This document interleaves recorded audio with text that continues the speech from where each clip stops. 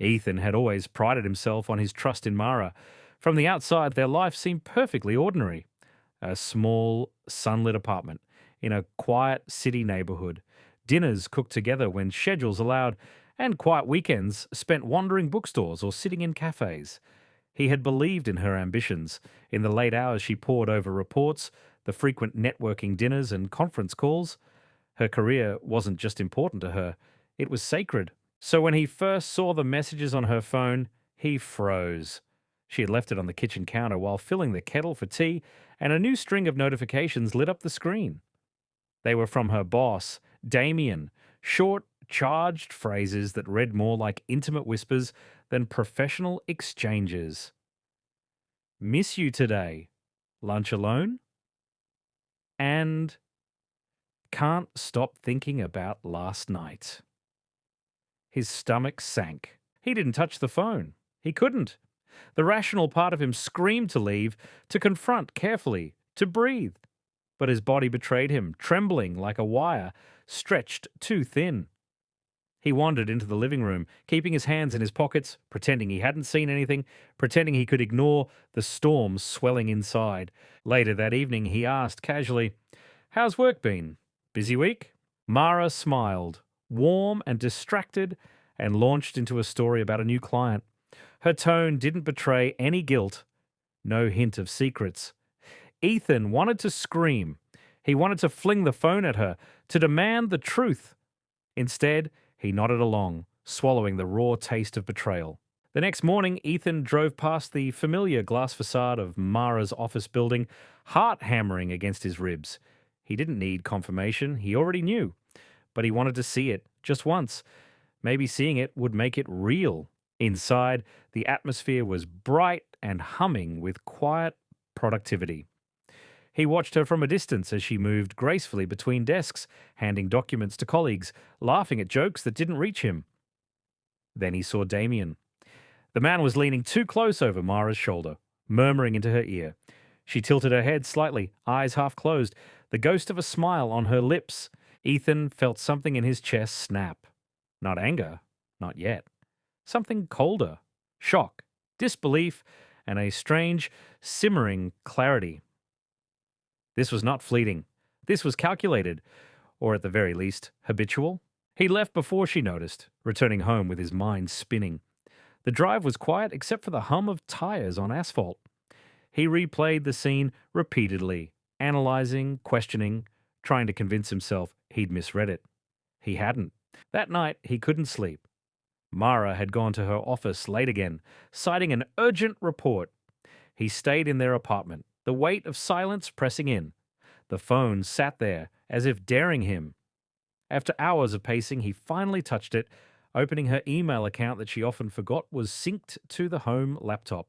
There it was, an itinerary of secret meetings, reservations under assumed names, messages filled with inside jokes and innuendo. Everything he had feared was true. The anger came slowly, a measured burn rather than a roaring fire. He didn't yell. He didn't cry.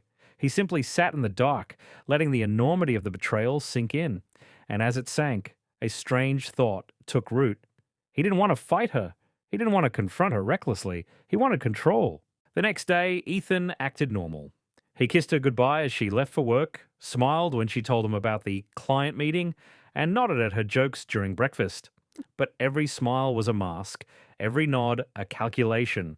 He was a man walking a tightrope over a chasm he had never imagined existed. Yet, in small ways, denial crept in. Maybe it's just emotional flirtation. Maybe she hasn't crossed the line. He clung to that thread, using it to stabilize himself, even though every piece of evidence screamed the opposite. It was easier to believe in half-truths than to confront the entirety of her betrayal. By midweek, he began observing her patterns. The late nights, the vague excuses, the little habitual behaviors, checking her messages when she thought he wasn't watching, the way she laughed at private jokes with someone invisible to him. He catalogued everything meticulously, not out of obsession, but as preparation. He was waiting. It was on a quiet Sunday morning while Mara slept beside him that he made the first decision: revenge. But not reckless, not violent, nothing that would burn bridges he didn't want destroyed. It would be intelligent, precise, controlled. He didn't want to hurt her physically or publicly shame her. He wanted her to feel the loss of the stability she had taken for granted. He would dismantle the illusion she relied upon, piece by piece, using his mind like a scalpel. He started small, a subtle shift in their finances, quietly securing passwords, monitoring her digital presence, planning minor but inevitable consequences that she would only recognize too late. Every move was deliberate, measured, invisible to her. And yet, underneath it all, Ethan mourned, not just for the betrayal, but for the Mara he had believed in, the one who had seemed untouchable by deception, the one he had loved without reservation. The grief became fuel, sharpening his thoughts, honing his plan. Ethan waited until Mara returned home that evening. He was sitting at the dining table, hands folded, a faint lamplight casting shadows across his face. She walked in, handbag slung over her shoulder, and paused. Something in the air made her uneasy, though she couldn't name it. "You're home early," she said, dropping into a chair across from him. "I was thinking," Ethan said, calm, measured, "about work, about us." Her smile faltered. Something in his tone was different, soft, quiet, but underlined with steel. She had learned over the years that when he spoke like that, something serious was coming. "I know about Damien," he said finally, as if stating a fact everyone already knew. "I know about the dinners, the texts. I know everything I need to know." Mara's face drained of color. "Ethan, He held up a hand. "Don't. I'm not here to fight. I'm not here to scream or cry. I just want clarity." She shook her head, lips pressed together, searching for a way to explain, to justify. But there were no words that could undo the trust she had shattered. "I trusted you," he said quietly. "I trusted you with my life. And somehow in your mind, you thought that wasn't enough." Her eyes welled, but Ethan remained still. He wanted her to see that he was unshaken, not broken, not enraged, unshaken. "I don't know what you want me to say," she whispered. "Nothing," he said. "You don't get to choose that. The truth has a life of its own. I just need you to understand. This changes everything. And I'm going to respond. Not impulsively, not with anger, but with precision. Carefully, and you will notice it, in ways you can't ignore." She recoiled slightly, a subtle, almost imperceptible tremor of fear. She realized she was no longer in control. Not of him, not of the situation. Over the following weeks, Ethan acted normally. Almost too normally. He smiled. He helped with errands. He stayed attentive. But beneath the surface, he was orchestrating. He began with small, seemingly innocent disruptions, shifting money between accounts she couldn't access, adjusting passwords, scheduling automatic transfers she wouldn't anticipate. Her corporate credit card, her personal banking app, everything was subtly redirected. Then came the email audits. Notifications rerouted to him, copies of every work correspondence she had with Damien. He didn't need to read everything, just enough to understand the extent of the affair, to know the rhythm and timing of their secret world. Ethan also started planning quiet, professional obstacles. Not sabotage exactly, but enough to make her work life slightly more complicated. A misfiled report here, a subtle reminder about a deadline there, harmless but enough to introduce friction. He never revealed the pattern, never drew attention to himself. It was a game of observation, patience, and invisible influence, and he was meticulous. Mara noticed changes, small ones at first, easy to dismiss. Her personal accounts seemed slower, slightly off. Damien began calling her about missing updates she was sure she had sent. She felt a subtle, creeping disorientation, like something in her world had shifted without her noticing. Ethan remained her shadow, always present but never accusatory.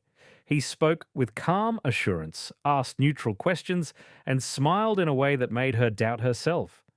She began to second-guess the logistics of her own schemes, to feel the first twinges of panic. One evening she asked, "Ethan, is something wrong? You've been different." "Different how?" he said softly, almost lazily. "Just different. I can't explain it. I feel off balance." Ethan smiled faintly, a hint of steel glinting beneath warmth. "Maybe you are," he said. "Maybe you've realized something about trust, about what it means to be careful, about what happens when someone you depend on stops being predictable." Her heart raced, but she couldn't articulate why. The certainty she had always enjoyed, the belief that her life and manipulations were under control, was slipping through her fingers. And the subtle fear was intoxicating. Ethan's strategy wasn't revenge in the typical sense. There were no public confrontations, no explosive scenes. Instead, he was dismantling her sense of security. Every move was invisible, but consequential. Her professional confidence began to falter, small errors mounting into noticeable patterns. Damien grew frustrated, unaware of the invisible hand that was guiding Mara's trajectory away from him. Meanwhile, Ethan maintained a facade of domestic normalcy. He cooked, he laughed, he remained attentive, but his gaze carried a quiet, inexorable knowledge. Mara's world, once so carefully managed, began to feel unsteady, and he watched, unblinking, as the consequences of her choices unfolded. By now, Ethan had achieved something remarkable. He had not lost his own humanity, but he had reclaimed his power. And Mara, the architect of her own betrayal, was beginning to understand that she was no longer the one in control. Perfect. Here's Part 3. The conclusion, with the climax of Ethan's calculated plan, the emotional payoff, and the resolution of the slow-burning tension. The weeks turned into months. Mara's professional confidence, once so untouchable, began to erode under the subtle but relentless pressure Ethan had orchestrated. Missed deadlines, misplaced documents, and inexplicable scheduling conflicts began to add up. Damien grew impatient, sending curt, increasingly frustrated messages. Mara tried to conceal the strain, but Ethan's quiet observation left no detail unnoticed. And through it all, Ethan remained calm, his demeanor unshaken, his presence steady. He did not gloat. He did not intervene directly. Instead, he allowed the consequences of her actions to unfold naturally. He had learned long ago that true power came not from confrontation, but from patience. One Friday evening, Mara returned home from work later than usual. She looked disheveled, her carefully composed professional veneer slipping. She dropped into the couch with a sigh, a subtle tremor in her hands as she closed her laptop. Ethan poured 2 glasses of wine and handed one to her, smiling softly. "You seem tired," he said. Mara hesitated, then said, "It's just everything feels heavy lately. Work, Damien. I don't know. I can't keep track." Ethan nodded as though hearing her confession for the first time. "It's hard when the ground shifts beneath your feet," he said calmly. "When the people and systems you rely on aren't what you thought."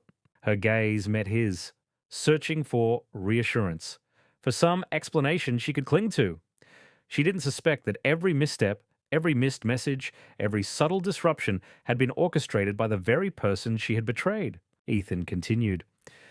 "Sometimes the people who seem most loyal are the ones quietly observing, not because they want to catch you out, but because they want to understand what matters to you. And when they understand, the consequences follow naturally." Mara felt a cold, sinking feeling. The calm, measured tone, the knowledge in his eyes. She realized, perhaps for the first time, that she was no longer in control. That evening, they spoke at length, the tension between them heavy but controlled. Ethan did not yell. He did not demand confessions. Instead, he asked questions with measured precision, each one highlighting the cracks in her carefully constructed facade. "Did you ever consider what it meant to risk everything for a fleeting desire?" he asked softly. She didn't answer immediately. Her eyes fell to her hands, twisting the wine glass. I didn't think," she admitted, her voice small, stripped of its usual confidence. "Did you think about me?" Ethan pressed, voice calm but unwavering. "Did you think about the life we built? The trust you broke?" Her throat tightened. She shook her head, the weight of guilt pressing down. And yet Ethan remained composed, not seeking vengeance through words or rage, but through the quiet unraveling of her own choices. In the weeks that followed, Ethan enacted the last phase of his plan. He had secured control of the accounts and communications Mara relied on. Her mistakes at work continued, now undeniable to her colleagues and Damien. Small, invisible pressures compounded into consequences she could no longer ignore. One afternoon, Damien finally sent an angry email demanding explanations for delays and errors. Mara froze. realizing that her professional image, and by extension, her affair, was unraveling. Ethan did not intervene. He did not comfort her. He simply allowed the truth of her decisions to land with full weight. The ultimate revenge, Ethan realized, was not humiliation or destruction. It was the restoration of his own power and peace while allowing her to face the consequences of her choices fully. One quiet Sunday, months later, Mara sat alone in the apartment, reflecting on her life. Ethan was at his desk, reading, serene, unshaken. He looked up occasionally, a faint, knowing smile on his lips. Not gloating, not cruel, but calm and measured. The embodiment of quiet victory. She had lost the security she had taken for granted, the illusion that she could manipulate freely. Yet Ethan remained unchanged, composed, intelligent, unwavering. She realized she had underestimated him, and the realization left a lingering ache. He did not rub salt in the wound. He did not need to. The consequences had been subtle, inevitable, and precise. Mara understood at last the depth of her betrayal and the strength of the person she had wronged. Ethan finally spoke. Not as a man scorned, but as one who had reclaimed his balance. Trust isn't given lightly. And when it's broken, the path to repair is never easy. But we learn and we endure. Mara nodded silently. There was no argument, no plea, no denial. She had learned her lesson in the most unyielding way through the quiet, intelligent, and absolute control of someone she had believed powerless. Ethan's revenge had not been explosive, dramatic, or cruel. It had been precise, controlled, and invisible until it was unavoidable. And in the aftermath, he had preserved his integrity, his calm, and his intelligence, everything Mara had taken for granted. They continued to live in the apartment, a fragile coexistence that carried the weight of truth and awareness. But Ethan's dominance was quiet, subtle, unshakable. Mara, for her part, could no longer take him or anyone lightly. Every glance, every conversation carried the memory of what she had lost and the clarity of the consequences she had never anticipated. In the end, the slow burn of betrayal had been matched by an equally slow, measured, and intelligent response, a quiet triumph, absolute and undeniable.